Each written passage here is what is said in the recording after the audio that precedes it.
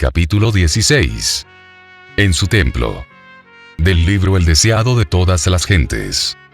Después de esto descendió a Capernaum, él, y su madre, y hermanos, y discípulos. Y estuvieron allí no muchos días.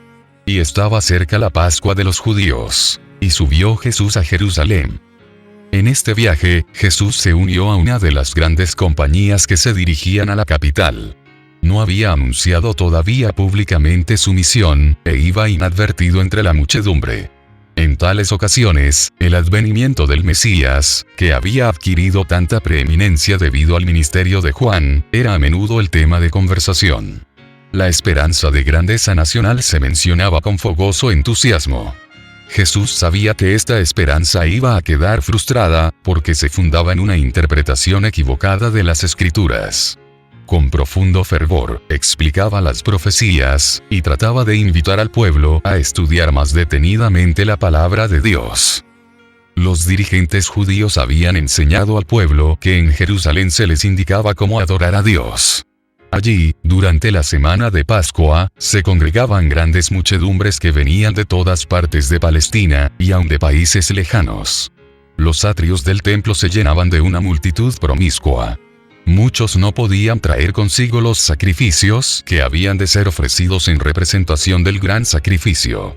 Para comodidad de los tales, se compraban y vendían animales en el atrio exterior del templo. Allí se congregaban todas las clases del pueblo para comprar sus ofrendas. Allí se cambiaba el dinero extranjero por la moneda del santuario. Se requería que cada judío pagase anualmente medio ciclo como el rescate de su persona, y el dinero así recolectado se usaba para el sostén del templo. Además de eso, se traían grandes sumas como ofrendas voluntarias, que eran depositadas en el tesoro del templo. Y era necesario que toda moneda extranjera fuese cambiada por otra que se llamaba el ciclo del templo, que era aceptado para el servicio del santuario. El cambio de dinero daba oportunidad al fraude y la extorsión, y se había transformado en un vergonzoso tráfico, que era fuente de renta para los sacerdotes. Los negociantes pedían precios exorbitantes por los animales que vendían, y compartían sus ganancias con los sacerdotes y gobernantes, quienes se enriquecían así a expensas del pueblo. Se había enseñado a los adoradores a creer que, si no ofrecían sacrificios, la bendición de Dios no descansaría sobre sus hijos o sus tierras. Así se podía obtener un precio elevado por los animales, porque después de haber venido de tan lejos, la gente no quería volver a sus hogares sin cumplir el acto de devoción para el cual había venido. En ocasión de la Pascua, se ofrecía gran número de sacrificios, y las ventas realizadas en el templo eran muy cuantiosas. La confusión consiguiente daba la impresión de una ruidosa feria de ganado, más bien que del sagrado templo de Dios. Podían oírse voces agudas que regateaban, el mugido del ganado vacuno, los balidos de las ovejas, el arrullo de las palomas, mezclado con el ruido de las monedas y de disputas airadas. La confusión era tanta que perturbaba a los adoradores, y las palabras dirigidas al Altísimo quedaban ahogadas por el tumulto que invadía el templo. Los judíos eran excesivamente orgullosos de su piedad. Se regocijaban de su templo, y consideraban como blasfemia cualquier palabra pronunciada contra él. Eran muy rigurosos en el cumplimiento de las ceremonias relacionadas con él, pero el amor al dinero había prevalecido sobre sus escrúpulos. Apenas se daban cuenta de cuán lejos se habían apartado del propósito original del servicio instituido por Dios mismo. Cuando el Señor descendió sobre el monte Sinaí, ese lugar quedó consagrado por su presencia.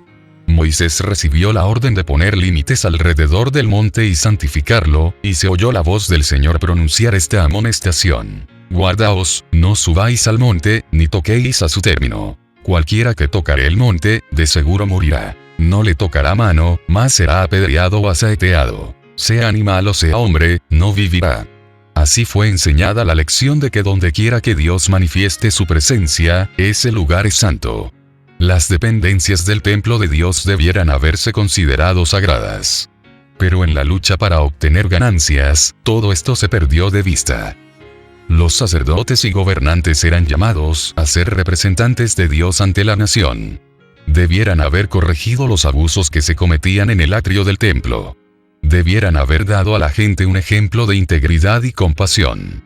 En vez de buscar sus propias ganancias, debieran haber considerado la situación y las necesidades de los adoradores, y debieran haber estado dispuestos a ayudar a aquellos que no podían comprar los sacrificios requeridos.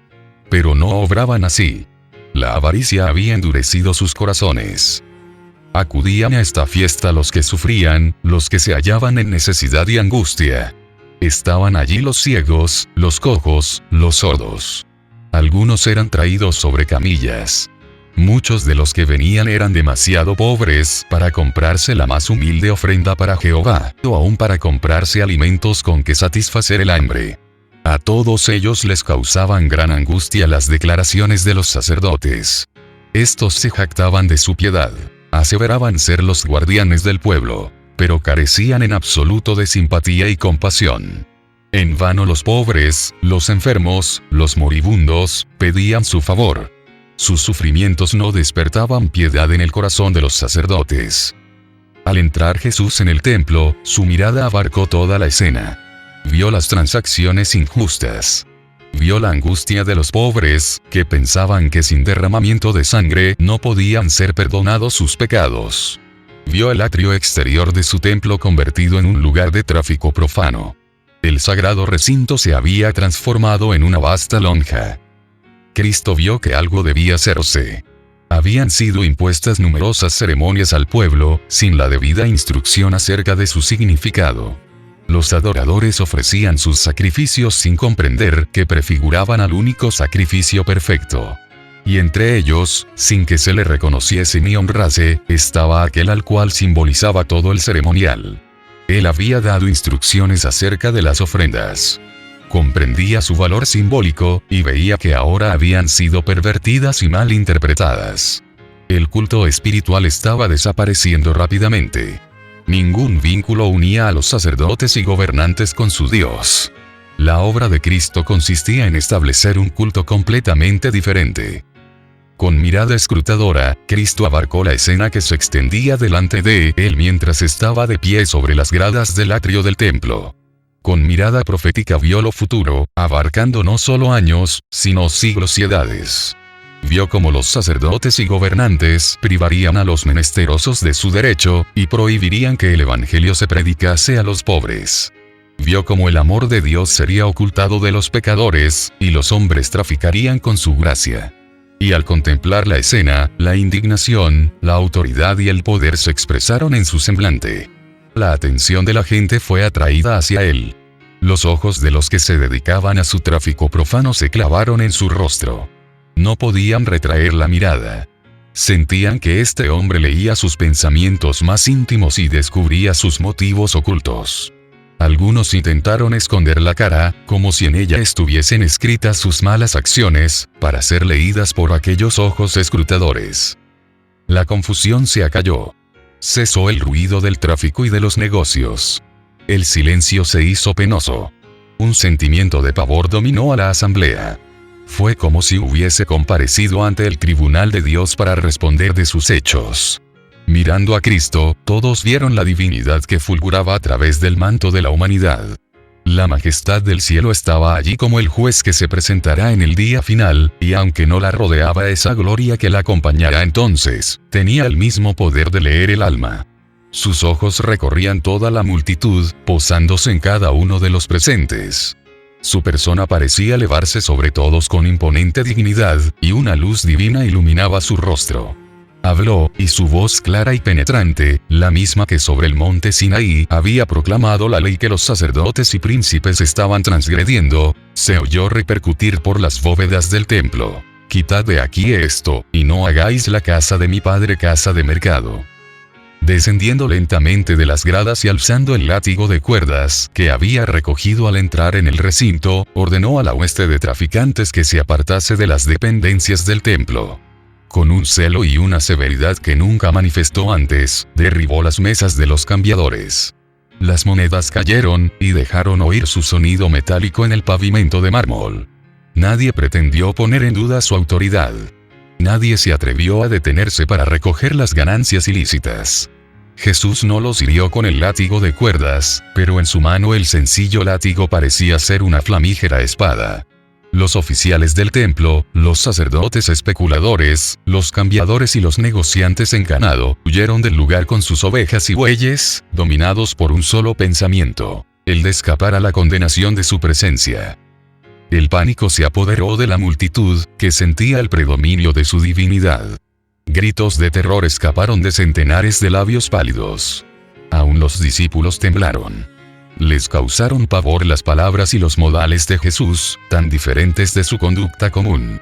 Recordaron que se había escrito acerca de él: me consumió el celo de tu casa. Pronto la tumultuosa muchedumbre fue alejada del templo del Señor con toda su mercadería.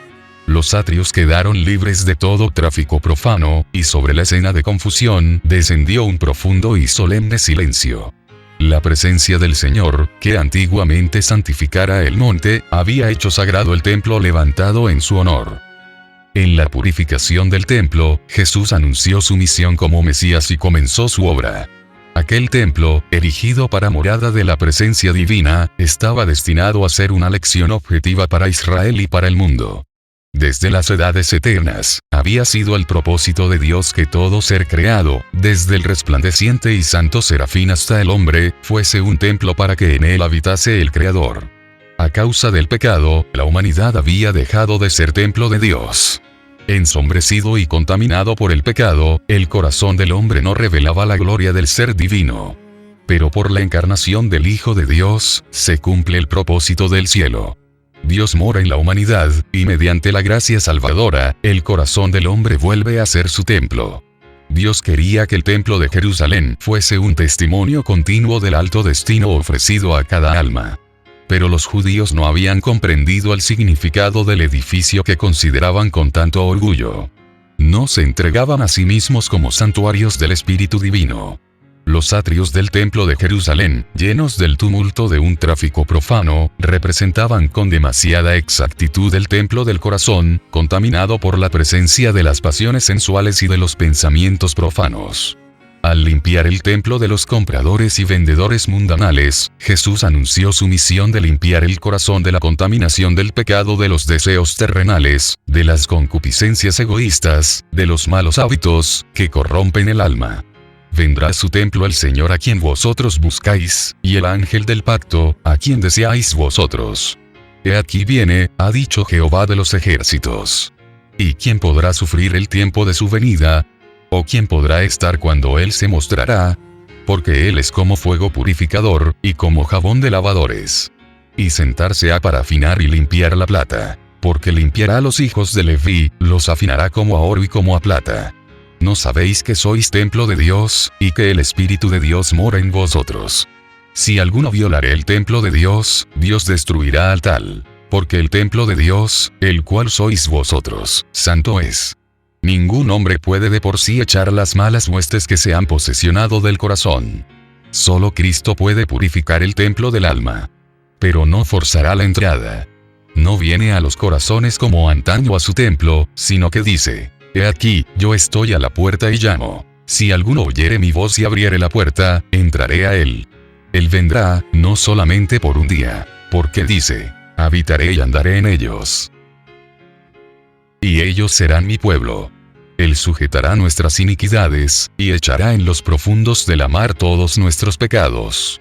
Su presencia limpiará y santificará el alma, de manera que pueda ser un templo santo para el Señor, y una morada de Dios, en virtud del Espíritu. Dominados por el terror, los sacerdotes y príncipes habían huido del atrio del templo, y de la mirada escrutadora que leía sus corazones. Mientras huían, se encontraron con otros que se dirigían al templo y les aconsejaron que se volvieran, diciéndoles lo que habían visto y oído. Cristo miró anhelante a los hombres que huían, compadeciéndose de su temor y de su ignorancia de lo que constituía el verdadero culto. En esta escena veía simbolizada la dispersión de toda la nación judía, por causa de su maldad e impenitencia. ¿Y por qué huyeron los sacerdotes del templo? ¿Por qué no le hicieron frente? El que les ordenaba que se fuesen era hijo de un carpintero, un pobre Galileo, sin jerarquía ni poder terrenales. ¿Por qué no le resistieron? ¿Por qué abandonaron la ganancia tan mal adquirida y huyeron a la orden de una persona de tan humilde apariencia externa? Cristo hablaba con la autoridad de un rey, y en su aspecto y en el tono de su voz había algo a lo cual no podían resistir. Al oír la orden, se dieron cuenta, como nunca antes, de su verdadera situación de hipócritas y ladrones. Cuando la divinidad fulguró a través de la humanidad, no solo vieron indignación en el semblante de Cristo, se dieron cuenta del significado de sus palabras. Se sintieron como delante del trono del juez eterno, como oyendo su sentencia para ese tiempo y la eternidad. Por el momento, quedaron convencidos de que Cristo era profeta, y muchos creyeron que era el Mesías. El Espíritu Santo les recordó vívidamente las declaraciones de los profetas acerca del Cristo. ¿Cederían a esta convicción? No quisieron arrepentirse. Sabían que se había despertado la simpatía de Cristo hacia los pobres. Sabían que ellos habían sido culpables de extorsión en su trato con la gente. Por cuanto Cristo discernía sus pensamientos, le odiaban. Su reprensión en público humillaba su orgullo y sentían celos de su creciente influencia con la gente. Resolvieron desafiarle acerca del poder por el cual los había echado, y acerca de quién le había dado esta autoridad. Pensativos, pero con odio en el corazón, volvieron lentamente al templo. Pero qué cambio se había verificado durante su ausencia. Cuando ellos huyeron, los pobres quedaron atrás. Y estos estaban ahora mirando a Jesús, cuyo rostro expresaba su amor y simpatía. Con lágrimas en los ojos, decía a los temblorosos que le rodeaban: «No temáis. Yo os libraré, y vosotros me glorificaréis. Por esta causa he venido al mundo». La gente se agolpaba en la presencia de Cristo con súplicas urgentes y lastimeras, diciendo: «Maestro, bendíceme». Su oído atendía cada clamor. Con una compasión que superaba la de una madre, se inclinaba sobre los pequeñuelos que sufrían. Todos recibían atención. Cada uno quedaba sano de cualquier enfermedad que tuviera. Los mudos abrían sus labios en alabanzas. Los ciegos contemplaban el rostro de su sanador. El corazón de los dolientes era alegrado. Mientras los sacerdotes y oficiales del templo presenciaban esta obra, qué revelación fueron para ellos los sonidos que llegaban a sus oídos. Los concurrentes relataban la historia del dolor que habían sufrido, de sus esperanzas frustradas, de los días penosos y de las noches de insomnio, y de cómo, cuando parecía haberse apagado la última chispa de esperanza, Cristo los había sanado. La carga era muy pesada, decía uno, pero he encontrado un ayudador. Es el Cristo de Dios, y dedicaré mi vida a su servicio. Había padres que decían a sus hijos: Él salvó vuestra vida. Alzad vuestras voces y alabadle. Las voces de niños y jóvenes, de padres y madres, de amigos y espectadores, se unían en agradecimiento y alabanza. La esperanza y la alegría llenaban los corazones. La paz embargaba los ánimos. Estaban sanos de alma y cuerpo, y volvieron a sus casas proclamando por doquier el amor sin par de Jesús. En ocasión de la crucifixión de Cristo, los que habían sido sanados no se unieron con la turba para clamar: «Crucifícale. Crucifícale». Sus simpatías acompañaban a Jesús, porque habían sentido su gran simpatía y su poder admirable. Le conocían como su Salvador, porque Él les había dado salud del cuerpo y del alma. Escucharon la predicación de los apóstoles, y la entrada de la palabra de Dios en su corazón les dio entendimiento. Llegaron a ser agentes de la misericordia de Dios, instrumentos de su salvación. Los que habían huido del atrio del templo volvieron poco a poco después de un tiempo. Habían dominado parcialmente el pánico que se había apoderado de ellos, pero sus rostros expresaban irresolución y timidez. Miraban con asombro las obras de Jesús y quedaron convencidos de que en él se cumplían las profecías concernientes al Mesías. El pecado de la profanación del templo incumbía, en gran medida, a los sacerdotes. Por arreglo suyo, el atrio había sido transformado en un mercado. La gente era comparativamente inocente. Había quedado impresionada por la autoridad divina de Jesús, pero consideraba suprema la influencia de los sacerdotes y gobernantes. Estos miraban la misión de Cristo como una innovación, y ponían en duda su derecho a intervenir en lo que había sido permitido por las autoridades del templo. Se ofendieron porque el tráfico había sido interrumpido, y ahogaron las convicciones del Espíritu Santo. Sobre todos los demás, los sacerdotes y gobernantes debieran haber visto en Jesús al ungido del Señor. porque en sus manos estaban los rollos sagrados que describían su misión, y sabían que la purificación del templo era una manifestación de un poder más que humano. Por mucho que odiasen a Jesús, no lograban librarse del pensamiento de que podía ser un profeta enviado por Dios para restaurar la santidad del templo. Con una deferencia nacida de este temor, fueron a preguntarle: ¿qué señal nos muestras de que haces esto? Jesús les había mostrado una señal. Al hacer penetrar la luz en su corazón y al ejecutar delante de ellos las obras que el Mesías debía efectuar, les había dado evidencia convincente de su carácter. Cuando le pidieron una señal, les contestó con una parábola y demostró así que discernía su malicia y veía hasta dónde los conduciría. «Destruid este templo», dijo, «y en 3 días lo levantaré». El sentido de estas palabras era doble. Jesús aludía no solo a la destrucción del templo y del culto judaico, sino a su propia muerte, la destrucción del templo de su cuerpo. Los judíos ya estaban maquinando esto. Cuando los sacerdotes y gobernantes volvieron al templo, se proponían matar a Jesús y librarse del perturbador. Sin embargo, cuando desenmascaró ese designio suyo, no le comprendieron. Al interpretar sus palabras las aplicaron solamente al templo de Jerusalén, y con indignación exclamaron: «En 46 años fue este templo edificado, y tú en 3 días lo levantarás». Les parecía que Jesús había justificado su incredulidad, y se confirmaron en su decisión de rechazarle. Cristo no quería que sus palabras fuesen entendidas por los judíos incrédulos, ni siquiera por sus discípulos en ese entonces. Sabía que serían torcidas por sus enemigos, y que las volverían contra él. En ocasión de su juicio, iban a ser presentadas como acusación, y en el Calvario le serían recordadas con escarnio. Pero el explicarlas ahora habría dado a sus discípulos un conocimiento de sus sufrimientos, y les habría impuesto un pesar que no estaban capacitados para soportar. Una explicación habría revelado prematuramente a los judíos el resultado de su prejuicio e incredulidad. Ya habían entrado en una senda que iban a seguir constantemente hasta que le llevarán como un cordero al matadero. Estas palabras de Cristo fueron pronunciadas por causa de aquellos que iban a creer en él. Sabía que serían repetidas. Siendo pronunciadas en ocasión de la Pascua, llegarían a los oídos de millares de personas y serían llevadas a todas partes del mundo. Después que hubiese resucitado de los muertos, su significado quedaría aclarado. Para muchos, serían evidencia concluyente de su divinidad. A causa de sus tinieblas espirituales, aún los discípulos de Jesús dejaron con frecuencia de comprender sus lecciones. Pero muchas de estas lecciones les fueron aclaradas por los sucesos subsiguientes. Cuando ya no andaba con ellos, sus palabras sostenían sus corazones. Con referencia al templo de Jerusalén, las palabras del Salvador: «Destruid este templo, y en 3 días lo levantaré», tenían un significado más profundo que el percibido por los oyentes. Cristo era el fundamento y la vida del templo. Sus servicios eran típicos del sacrificio del Hijo de Dios. El sacerdocio había sido establecido para representar el carácter y la obra mediadora de Cristo.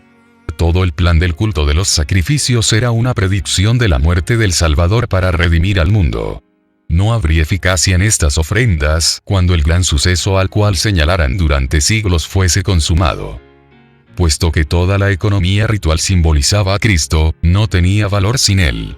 Cuando los judíos sellaron su decisión de rechazar a Cristo entregándole a la muerte, rechazaron todo lo que daba significado al templo y sus ceremonias. Su carácter sagrado desapareció. Quedó condenado a la destrucción. Desde ese día los sacrificios rituales y las ceremonias relacionadas con ellos dejaron de tener significado.